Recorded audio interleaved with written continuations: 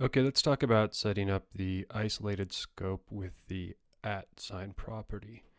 So I'm going to make an attribute called drink, just because I'm drinking soda right now. And we'll say directive, and we'll call this drink, and function, return object. And basically for right now, we'll just do a template which has a div inside of it. It's always easier if I can do my shortcuts inside the string. If it has a div inside of it bound to flavor. We haven't set flavor up yet, but we'll do that in the linking function because we'll say scope, and then I will just do scope for now. We'll say scope flavor equals cherry. And then if this is all wired up, you should see cherry because it's just a div with the flavor inside of it. So what you do if you want to pass in that flavor, you'd say flavor, and we'll switch over to strawberry. And then, scope element attributes, like we've done a couple times already, and say attributes flavor. Now, once we do this, you can see it switches over to strawberry. So the scope isn't isolated yet, and once we isolate it, you would still, this does not, it's not going to break this. You'll still be able to get the flavor off of the attributes. But basically what this @sign allows us to do is set it up so that we can get flavor out of the attributes and just read it in as a string, just as if you're doing that attributes.flavor. This will just set that up automatically for you and assign it to the scope.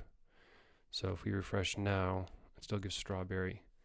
So if you kind of compare the two, so you can see how this is doing scope.flavor is attributes. That's the exact same thing as just saying scope flavor is just a string of what it is. All right. So where people kind of get confused here is if I have something like on my controller, if I do, we'll say control flavor just so it looks different.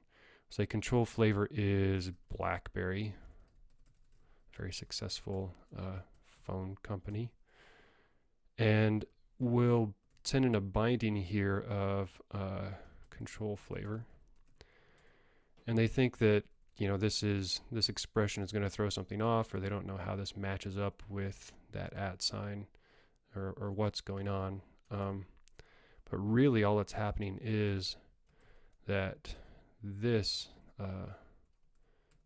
this is getting evaluated as a string, and then that string is getting passed into the attribute, and then it's reading that value off of that attribute.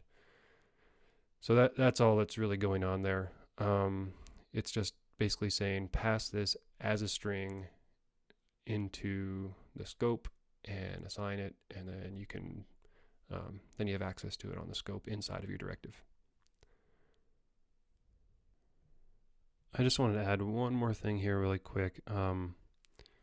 If you do have something like an input with an ng model bound to controller flavor, this will still